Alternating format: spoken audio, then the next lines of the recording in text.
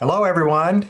Gather round. We used to say gather around your TV set, but probably here gather around your smartphone or your computer or whatever you're watching us on. I will say that if I don't look really good, it's a problem with your device. It has nothing to do with my appearance. Of course, I'm kidding on that. Camille, some of you may know Camille, my wife, and I welcome you on this Palm Sunday. The good news is that social distancing appears to be working and that the light is at the end of the tunnel. What we wanted to do today as a launch event is create an online show to take advantage of the social distancing, where we can begin to talk about statewide issues, have a weekly conversation. So we're going to do this every Sunday at 4 o'clock. We'll talk about state issues and we'll talk about issues related to my campaign. And we'll also have some special guests to answer your questions, or will answer your questions. They may as well. And we're going to try to have a little bit of fun, in being respectful of the circumstances. So now I'm hearing myself. So our first guest will be Rob McKenna.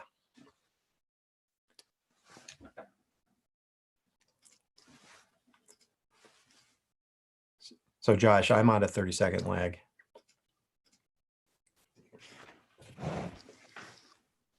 We're having some technical difficulties. This is our first event, and so I think I see Rob. And Rob, how are you doing?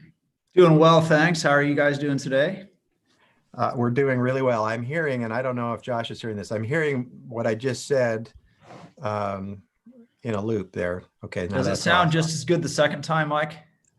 It doesn't sound that good, Rob. Rob, where are you holed up? Are you at home? We're at home. Yeah, we're here. Just had the kids over for brunch and headed out for a walk after our event with you. So just getting used to the new normal, at least for the next 4 weeks. Well, do you have any tips for folks watching on how you're making use of the time at home? Nothing ingenious, just establishing a routine and sticking with it, trying to get exercise and a lot of good family time. So not being on the road as much as I usually am, it's nice to be home more, and the dogs love it. So they're getting more walks than ever.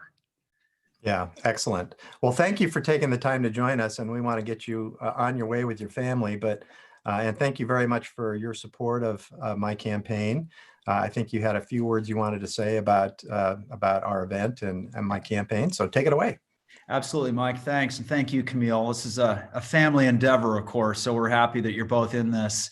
Look, the reason that I'm supporting you, Mike, for AG is that I know you to be an effective leader and also an outstanding lawyer. And you really need an attorney general who's both, who's deeply, experienced as you are practicing law, but also who is an established leader as you've been in so many great nonprofit causes and political causes. The reason those two factors are so important in an attorney general is that the attorney general is, I think, without a doubt, the second most important, the most powerful elected official in our state after the governor. And that power comes not just from running the state's largest law firm and, overseeing tens of thousands of cases and, helping to shape legal policy for the state. It also comes from what I've always called the convening power of the attorney general. That might just be a fancy buzzword for, leadership, the ability to bring together people to work on common problems that our state needs leadership on. So when I was attorney general, I focused on gang violence, the methamphetamine crisis. We set up the first task force to go after human trafficking, and that ended up being a national initiative of the National Association of Attorneys General. We focused on child internet safety. Those are areas where I was able to make a real difference because I could put together leaders from across the state using that convening power to come up with solutions to meth and gang violence and make the internet safer and so forth.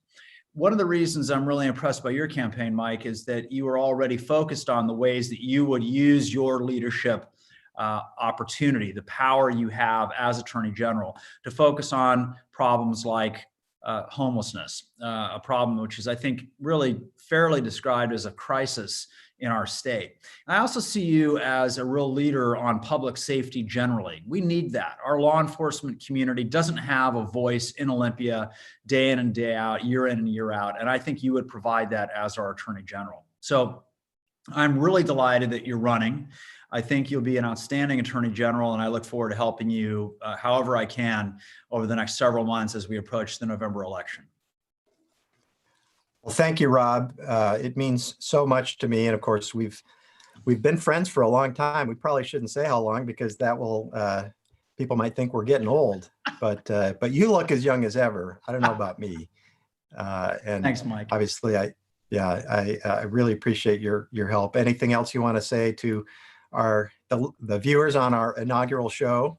It's just more important than ever that we support candidates like you, Mike, and Kim Wyman and Dwayne Davidson and our other friends who are running for election or re-election. This is a tough environment to be a candidate in, obviously. So we all need to help out by spreading the word that people should come and join you every Sunday afternoon to take advantage of this opportunity. Great. Well, thank you very much. Happy Palm Sunday, and have a great day and great time with your family. Thanks so much, Mike. You too. Okay. Take care. Okay. We're working through some technical issues, but it seems to be going pretty well. Josh Amato is here behind the camera, making the magic, along with his colleague, Matthew Lund, who's in his remote mountain hiding place somewhere, I guess you call it, mountaintop hiding place. Now I'm going to talk a little bit about why I'm running for Attorney General, and then we'll get on to some other guests. This is really the first time I've given my announcement speech. I will say we had worked on a speech before the coronavirus hit, or just as it was hitting, and we decided to not give the announcement speech at that time, I think for obvious reasons. So you're hearing this for the first time, and I will say one of the great things about the internet and all the ways we have to communicate is there are lots of ways for you to let me know what you think about it and issues you think I should be focusing on. So anyway, let me tell you at the outset, I'm running for Attorney General to use my decades of experience as a leader, bringing people together to solve tough challenges, to use that experience to protect our communities, to protect consumers, and to protect the environment. I'm so pleased that Rob McKenna, who you just heard from, and all the other former Republican statewide elected officials have endorsed me, I think recognizing my decades of leadership experience. I will use that leadership experience to help solve problems like homelessness and related lawlessness, issues that the current Attorney General has ignored because of his obsession with suing the president. Homelessness has been overwhelming many of our communities. Criminals hide among the vulnerable, and victims must often fend for themselves. Even those seeking justice in the courthouse have come under attack. And the FBI says we have among the highest rates of cybercrime in the entire country. Even before the coronavirus, many of our citizens were saying they felt unsafe whether they were walking down city streets or going online. Instead of working to address these public safety issues, our current Attorney General is obsessed with filing what is now up to 54 partisan lawsuits, and he's paid for it by diverting your money away from more important things. As your next Attorney General, I will stop diverting your money, millions of dollars that he's diverted. I will stop that practice, and I will use that funds, as Rob McKenna, our prior Attorney General, did, to help citizens right here in our state. I will also create a cybercrime unit. Other states have done it, and they've been very effective at it. I think we can do better at protecting our citizens online. Finally, the Attorney General, the current Attorney General, says he's trying to protect the environment. In fact, the Attorney General and our governor have said that their top priority is protecting the environment. But on their watch, the orca whales of Puget Sound are dying, and they may go extinct soon because they don't have enough salmon to eat. The current Attorney General, Bob Ferguson, actually fought Northwest Indian tribes in their efforts to increase the salmon supply, the food supply for the whales. I learned from two of my mentors, Dan Evans, Governor Dan Evans, and Senator Slade Gordon, how to balance economic issues and economic prosperity with protecting the environment. I've worked with groups across the political spectrum to make our communities greener and cleaner. To save the great outdoors, to improve the environment, we need more collaboration and less litigation. Now, in terms of my own experience, I've dedicated my career as a lawyer and as a volunteer leader to making our community a better place. I have been the chair of my firm's consumer protection and antitrust practice for many years. And in that capacity, I've represented many of the Northwest's leading companies. I've also held accountable big multinational companies for price fixing agreements where they've tried to rip off consumers. I've also worked to expand healthcare access in communities across the state on projects that expanded hospital capacity and programs and made sure that there was charity care for the poor and needy. As a volunteer, I've helped to bring more transportation options to our community, and I've worked on innovative models to make sure that we are informed through local news and commentary. As chair of Mainstream Republicans of Washington for the last 3 years, I've worked with elected officials from across the state to promote pragmatic solutions to our challenges. We take a Big Tent approach to problem solving. We bring people together of all political persuasions to try to find solutions to these problems. Now, finally, I want to talk a little bit about why I'm running at this point in time. And it's really somewhat of a personal story to me. I work on 3rd Avenue. That's where I've worked for most of my career. And a few months ago, the judges in Washington State's largest courthouse, the King County Courthouse, which is located on 3rd Avenue, decided to close the 3rd Avenue entrance because there were 160 assaults on people seeking to enter the courthouse to receive justice. Then a few weeks later, 2 men shot 9 of our citizens waiting for buses at the other end of 3rd Avenue. The next day, I was talking to some of the employees at my law firm, and they told me that they won't even walk down any part of 3rd Avenue at any time during the day because they feel unsafe. That's how the people of our state feel right now. They feel unsafe walking down city streets or going online, whether they're in Bellingham or communities traveling south to Vancouver, whether they're in Seattle or Yakima or traveling east to Spokane. All across our state, people don't feel safe. And this was before the coronavirus struck. I saw the rule of law under assault right outside my office window and all across our state. And that was personal to me because my dad believed that the rule of law is what makes America the greatest country in the world. And his belief in the rule of law helped inspire my legal career. Now, my dad was a refugee in Europe 75 years ago. He was a refugee among the huddled masses at the end of World War II. He was a refugee because he was taken from his family in the Soviet Union by the Nazis to serve as slave labor. My dad believed that it took both America's compassion and its respect for the rule of law to help lift up the huddled masses of Europe after World War II to a better life. I have lived the American dream. I'm the son of a refugee who was the first in his family to go to college, Stanford, on a full scholarship, and then on to law school at the University of Chicago. I have 2 sons, and you'll meet Grant in a minute. Nathan is finishing up his last year of college. I led many a Boy Scout adventure with them, including climbing Mount Rainier, and I was their soccer coach for more than 12 years. As chair of Mainstream Republicans of Washington, one of my goals has been to inspire and elevate the next generation of leaders. And you will meet one of those next generation in a little while, Benji Backer. Okay, next up, looking for my sheet here. Josh, what do we have next? Next up, we have Deanna Martinez.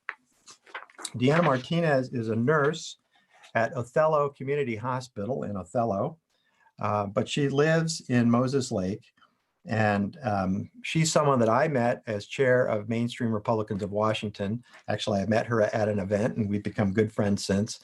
And she's going to give us what I'm calling a report from the front of the fight on the coronavirus from the perspective of rural and central Washington. Deanna, how are you doing?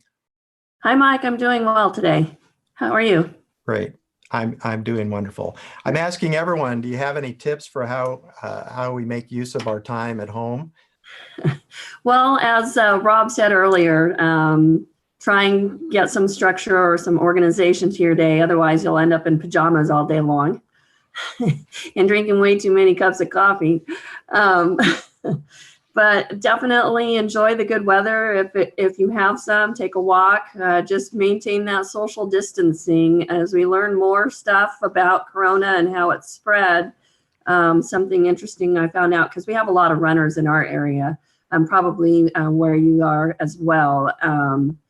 When you're running, you're breathing a lot harder, and so you're breathing out a lot more. So even more so, you want to practice a little bit farther social distancing. So continue your exercise, but just be mindful that you actually probably need farther social distancing for that.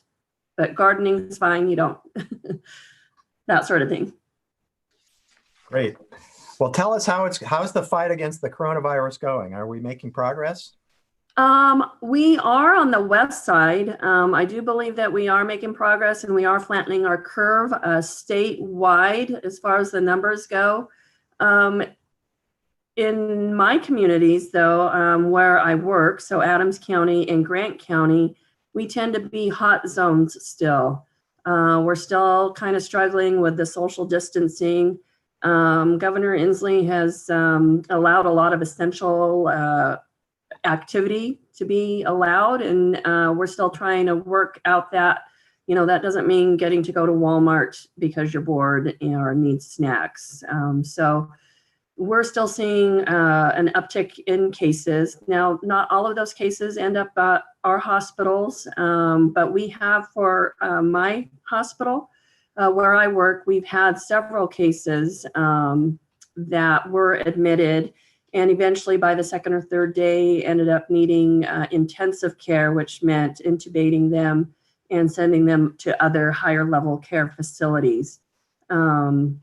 So that's been a concern for us. If we do start kind of relaxing on the social distancing and loosening up that stay home, stay healthy, we might see a further uptick and an overwhelming, our hospitals being overwhelmed to the point where we need to keep those patients at our hospitals. So for my hospital in particular, we've done a lot to make arrangements and have actually built our own isolation unit for our patients, so we can manage them a little bit longer if need be.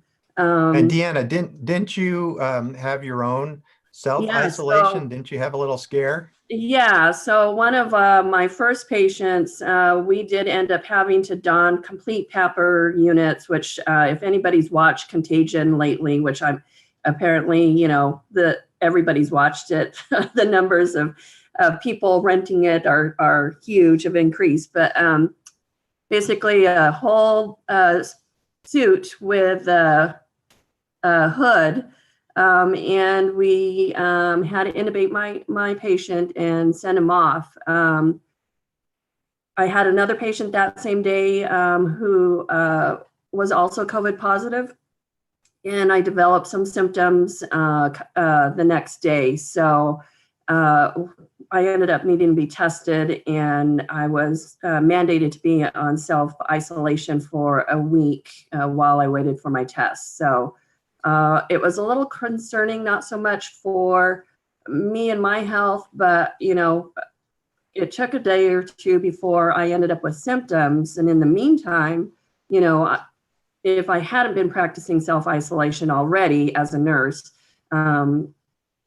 the concern of spreading it to my coworkers or anything, or, that weighs heavy on your mind, and especially if you have family members at home. So I really feel for those who are really in the hot zones, who are literally having to distance themselves from their families. Yeah.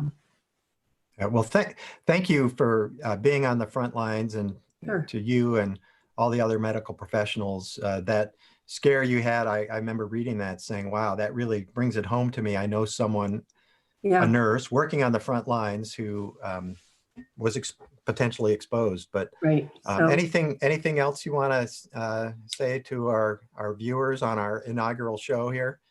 well, I know there's some conflict, or I'm not sure the latest CDC guidelines, but if you do have a handmade mask that you can wear out in public, because once again, this threads very easily. So it's for your protection and their protection. Do not use, try not to use the, surgical masks and the N95s that are needed for the healthcare workers. Handmade masks are okay. And please limit your essential activities. You don't have to go shopping for, a new light fixture. That can wait. But please take advantage of the nice weather and get out there and get some sun and activity, so you don't feel so closed in. Okay, great. Thank you so much, Deanna, for taking the time to be part of our show today. And again, thank you for all the important work you're doing. You are, as you know, you are modern day superheroes. You get to pick which costume you wear later. I probably no time to do that right now. Right. But thank you again for all the work you're doing and for joining us today. Thank you. Okay, great. Okay, well now I've been joined again by my wife, Camille, and by my son, Grant. And I guess I'll start by as a way of introduction for you all to Grant, asking Grant two questions before he gets to ask me questions. Grant, it was an unexpected gift for you to be with us for the last couple of weeks. Do you want to tell folks why you're here? Sure. So this year I've been finishing up a fellowship in the Bay Area. So when they started sheltering in place, I decided to work from home back here in Washington. And we're really glad to have him, because we don't see him that much anymore. And next fall, he will be starting a big adventure. Grant, you want to tell us about that? Yeah, of course. So I've applied to economics PhD programs. I haven't decided where I'm going yet, but I've been admitted to a few, including one in Chicago and one in New York City. Okay, so Chicago or New York City next year. So now on this part of the program, we're going to have questions and answers, and our hope ultimately is to answer questions that come online or that you send to us by email. So I encourage you to think of questions that you would like to ask me about the campaign or other things. And we may even get some of you on live once we get the technology worked out. But for now, Camille and Grant are going to ask me a few questions, and I'll do my best to answer them. So Camille, I think you're first up. All right. Well, these are actual questions that I have asked Mike. So I've asked them privately, and I'll ask them publicly so you all can hear the information as well. But you mentioned earlier in your remarks that with his partisan lawsuits against Trump, Bob Ferguson has diverted money from issues here at home. So can you tell us more about what that means? Sure. And she has asked me about this many times. Former Attorney General Rob McKenna and others before him, they used recoveries and consumer protection lawsuits to help vulnerable consumers by giving it to groups that work with these populations. So low-income housing groups, or mental illness groups that help the mentally ill, or groups that help addicted people, or legal aid societies. And during Rob McKenna's time, those distributions amounted to about $20 million a year. So this money went back into the community to help vulnerable populations. Bob Ferguson has basically stopped that practice. The money is now a trickle. It's less than $1 million a year. And the question is, where has that money gone? And Bob Ferguson has admitted that he is using some of that money to pay for his 54 lawsuits against Donald Trump. So whatever you might think about the president or the issues that are involved in those lawsuits, I guess the question I would ask is it worth it to bring those lawsuits if you are cutting millions and millions of dollars from groups in our state that are helping vulnerable populations? So that's the answer to your question. Did that work for you? Thank you. Yes, Okay. we've had that conversation, but I think it's helpful to understand the connection between those things. And then the other question I wanted to ask you about, which also is a topic we've discussed, is homelessness, which is a big challenge in our area. And I was curious if you could share more about how you could impact the issue of homelessness from the Attorney General's office. Great question. First off, I think the most important step is to focus the attention of the office on issues here at home. And I just mentioned the lawsuits. I think that's become an obsession with the current Attorney General. So I will focus on issues here at home. I say protecting the evergreen state. That will be my focus. And of course, I will not divert money away from vulnerable populations to pay for partisan national lawsuits. Secondly, most people don't understand, or maybe they don't know, that the Attorney General's office is one of the largest law offices in the state, and its lawyers work with every branch of state government. And there's a unit of the Attorney General's office that works on criminal enforcement issues with local governments. So within the office, you have hundreds of lawyers that are touching on issues that affect homelessness. So one of the first steps I will take is to form an internal task force to work with these lawyers that have all this knowledge and to figure out what we can immediately do to begin addressing homelessness. I think the third thing that I will do, and Rob McKenna mentioned it in his opening, will be to use the convening power of the Attorney General's office to bring all of the constituent groups together, local governments, not-for-profit groups, state government agencies, to come up with solutions. We're not expecting to find an easy fix or a one-size-fits-all fix, but we can identify best practices and cross-fertilize ideas, and then ultimately come up with a state plan for how we address this issue, which is a state issue. It's a statewide issue. And a really good example of how Rob McKenna did this is when he worked on building a plan to deal with human sex trafficking. He built such a good plan through this convening exercise that it now has been copied or adopted by many, many other states, and it's become a very successful national program. I think our state can be a leader in dealing with homelessness, which is obviously an issue in other states, and that will be my goal as Attorney General. Okay. I think the last question is from Grant. Yeah, so that you were my soccer coach as well as my brother and many of my friends for a very long time. So what did you learn from all that coaching?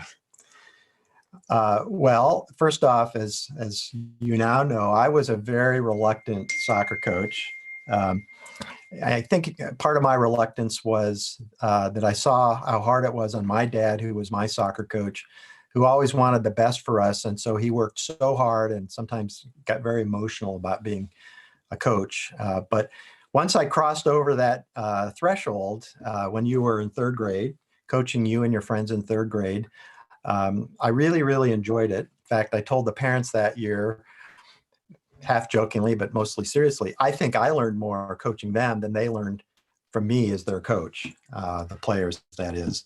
And what was really fun about coaching for 12 years, both you and Nathan's teams at different times, was that each year we had a somewhat different group of kids. Some new kids came, some kids stayed, and each year we got to form a new team and try to be a team focused on having fun and finding ways to win the right way. And so it gave me, and of course there were multiple seasons every year, gave me lots of practice in bringing people together and forming a sense of teamwork. One of the things that I, in hindsight, think was critical to that success was something that really I started teaching as a life lesson, which is to treat the other team and their players as your opponents, not your enemy. So that was a life lesson I was trying to pass on, but I found that really focused our players things that made a difference on the field, and they didn't get distracted as easily, certainly, with the emotion that sometimes comes when you're in competition. And of course, the final thing that I'm really proud of is that I always wanted to bring our players together and our families together as a team to show that we were better together than we were separately. And so we didn't always have the most talented teams. You know that. We had a lot of talent, but we always played as a team, and we frustrated those other teams that were better, faster, quicker, because we played as a team. And that just shows the power of teamwork. And of course, the huddle we would use at the beginning of games and at the end of the games, and I have some pictures of that behind me, were really the symbol of that. So, and did you have fun playing? Well, I had a lot of fun, and as you know, I still try and play soccer whenever I have the chance. Great. Okay, so thank you for the questions. I think last in our program today of our last show is Benji Backer. Benji is almost to the point where he doesn't need an introduction, but I'll give him one anyway. I met Benji all those many years ago, when Benji was a freshman at the University of Washington, and he was starting to think about doing something for conservative environmentalists and young people. And since then, he has launched a very, very successful nationwide conservation group that has chapters, and I think they're up several hundred college campuses. Along the way, he's been awarded the Mainstream Republicans of Washington Dan Evans Award, which is highly coveted. I think he's the youngest person to win that.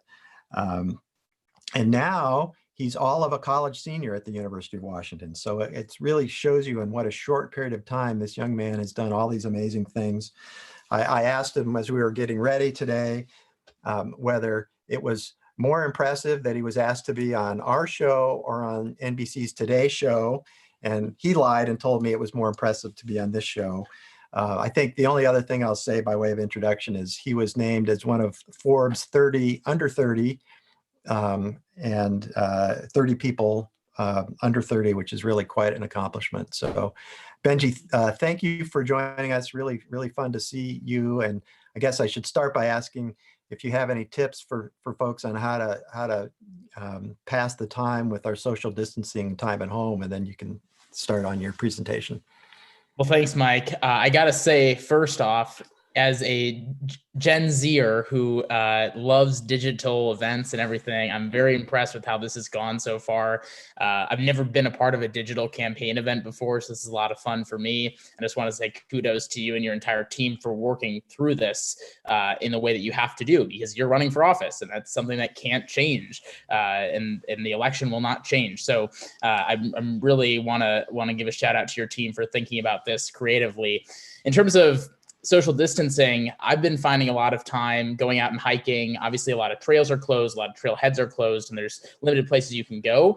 But there are still places you can go, and just make sure that you're, more than 6 feet away from somebody, whether that's just a walk in your neighborhood or a walk at a local park, or, going across the state to go find somewhere that's secluded from the rest of society. It's really peaceful, and it's the best way to really social distance. So that's what I've been having fun doing, and just really happy to be here. I can say that now I've been going hiking and doing campaign events for Mike Vaska. So it's been finding the silver linings in this, I think, is really key, and taking it day by day is also really key. I would love to dive into kind of why I'm excited about your candidacy, Mike. I have known you for over 2 years now, or 3 years, and it's just incredible how much you have done for me as a young leader in the state of Washington. When I had met you, I was in my first year being in the state, and I was looking for connections and people to meet, and you graciously offered to take me out for pizza. And it was just it's a lunch that I will never forget. Because I could tell from the get-go that you believed in me as a young person. And oftentimes that doesn't happen. And it definitely did not happen until I was able to meet you. And I definitely know 110% that my organization, the ACC, and me personally would not be where we are today without you and the mainstream Republicans and other leaders that are associated with you, like Dan Evans. without your help. So I just, as a young leader, having people, mentors and idols like you to be able to help kind of guide through the future and provide a platform is something that is really important. It's going to be really important in your role as Attorney General as well. And as somebody who has witnessed that firsthand, it's inspiring to see. And that's why I'm so enthusiastic about you. So a little bit about the ACC is, we're on 200 college campuses nationwide, and we're allowing conservatives to get back into environmental discussions by joining a grassroots environmental organization. We're kind of the first of our kind. Most environmental organizations lean left, and that's fine, but you have to have both sides at the table to get things done environmentally. And that's something that we have been able to do. So I testified at Congress with Greta Thunberg last fall. We've had a lot of great national media, but most of all, we've helped pass a lot of bills. We've been getting the national park funding on the front lines of policy, even during the coronavirus, so that is something that doesn't get lost in everything because it's been lost for decades. And so we've been really focused on climate change, national parks, conservation, and really building a grassroots movement around those issues. Our inspiration, and my inspiration in general, is Dan Evans. And to know that Dan Evans, being such a great environmentalist and so well respected on both sides, and somebody that inspired me and guided me, is also supporting you, Mike, I think speaks volumes as to who you are and the character of who you are and the ability that you have to work with both sides. And it's actually really incredible. You're just as well known for your bipartisanship on environmental issues and while sticking to your conservative values as Dan Evans is, because when I started out with this organization, you obviously helped me, but the National Audubon Society was one of the first organizations to work with us on a national level. And the first person they told me to talk to in the state of Washington was you. And I'd already talked to you, so I didn't need to take them up on that. But that was the first person they mentioned, was you. And that they're known as one of the most iconic environmental organizations in the country and incredibly well known for working with both sides. In fact, their membership is 40% conservative and 60% liberal, which is really rare for a conservation environmental organization. So in general, I know you to be an environmentalist, and I know you to be someone who works with both sides, but obviously the role of the Attorney General is much larger than that. And I think that those examples that I have been able to see as a young leader transcend into what we need to see in an Attorney General, because we need someone who puts the state first, not TV hits and sound bites. You're going to be able to do that. We need someone who's well respected in the legal world for upholding laws, morals, and values to Washington state, not Washington, D.C. And that's something you can do. We need somebody who knows how to empower Washington's youth. And you've done that, and you've already done that with me, and I know you've done that to countless others, and I know that you will continue to do that as Attorney General. We also need someone who will take the homelessness crisis seriously. I came from a city in the Midwest, and I have never felt so unsafe than in Seattle, Washington. I don't go out after 9 p.m. unless I'm with somebody else, and I have had a gun pulled on me at a Safeway near the University of Washington, which should be, as a university, one of the safest places in the entire world. But it's not, because of the failures of the current administration. And I have felt so unsafe at so many times. And I know people who have been victims and, have had, knives pulled on them and actually had actions taken from those criminals. And it's upsetting to see how little has been done about that. And I know that you can do that. And we also need someone who understands how to work with both sides, because right now Bob Ferguson has not done that. And he's so unwilling to work with both sides. And the last thing that we need is someone who talks about the environment, but also acts on the environment. We can't just have someone who talks about it like Bob Ferguson or Jay Inslee. We need someone like you who knows what's needed and is ready to implement that overnight. So there's nobody that I'd rather support for any elected office in 2020 than you, Mike. And I'm just incredibly thrilled to call you a friend, to call you a mentor, to call you a leader in my life, and also call you somebody who has made me who I am today and continues to inspire me. And I'm just so thrilled you're running for office. So people who are watching this, take that as a call for you as a voter and as an activist to join Mike in the work that he is needing to do despite this crazy time that we live in. And obviously times are tough right now for everyone. Everyone's having, a financial loss from this crisis, but anything helps in terms of helping this campaign out. And we need everyone's help, whether that's $1, $2, $3, or something much larger than that. Every single thing adds up. And we have seen that in campaigns time and time again recently, that these individual donors mean so much more and end up adding up to so much more than anything else. And so during this time of coronavirus, we can't forget a lot of things, but one of the things we definitely can't forget is the importance of these elections that are coming up.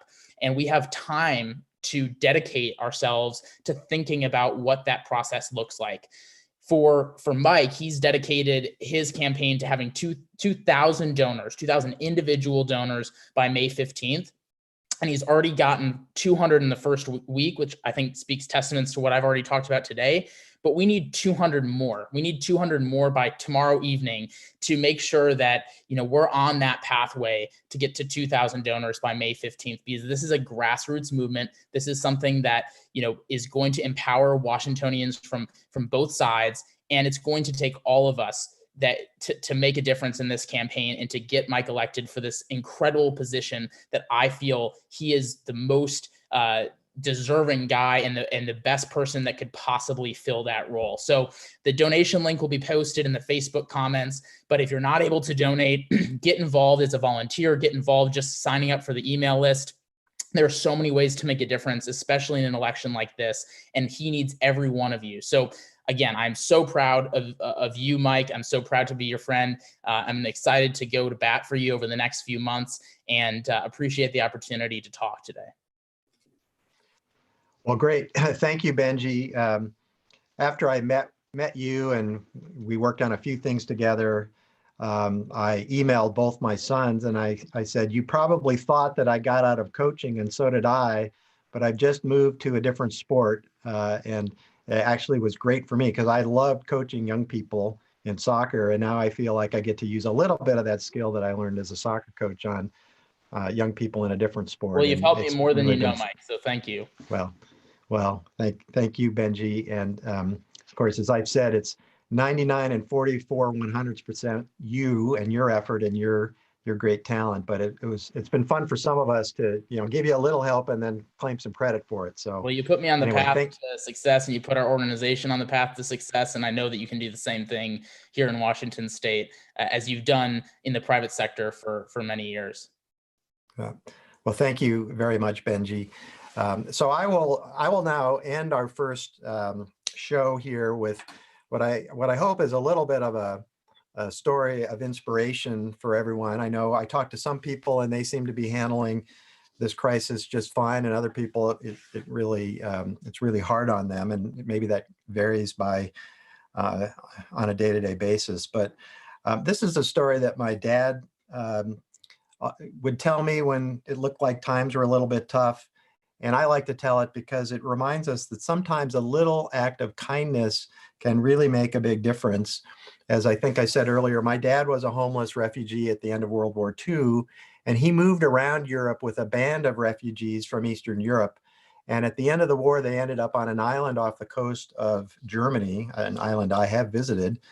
And they lived there for some period of time, getting along just fine with the inhabitants of the island. But when the war ended, there was real fear that there would not be enough food, that there was going to be starvation. And so the residents of the island gathered together and got all their guns, and they told the refugees that it was time to leave. It was a very, very tense situation with the sides divided, guns pointed. And my dad said he was sure that they were all going to be killed. A very tense moment. And then someone, he doesn't know who, threw a soccer ball into this group of mostly men. And it reminded them that they had played soccer together, the refugees against the islanders, and they'd had a lot of fun doing that. And so that soccer ball broke the tension. They slapped each other's back, and the crisis was averted. So however tough things get for us, remember that our shared experiences from better times gives us strength as a community, and that it will really help to get us through the tough times. And I know that these tough times will end soon. The light is at the end of the tunnel. And part of what we're trying to do with this show is help you engage in a community in ways that we will do once again when the crisis is over. But hopefully this will keep us together as a community in the meantime. So that's the end of our show today. As I may have mentioned, we don't have a name for this show. So if you have ideas, please send them to us by email or one of these other electronic means. I really want to thank Josh Emoto, who's behind the camera, who's put this together. It takes a lot of work to launch one of these. Thank all of you for joining. Thank my family for participating. And of course, our three guest speakers.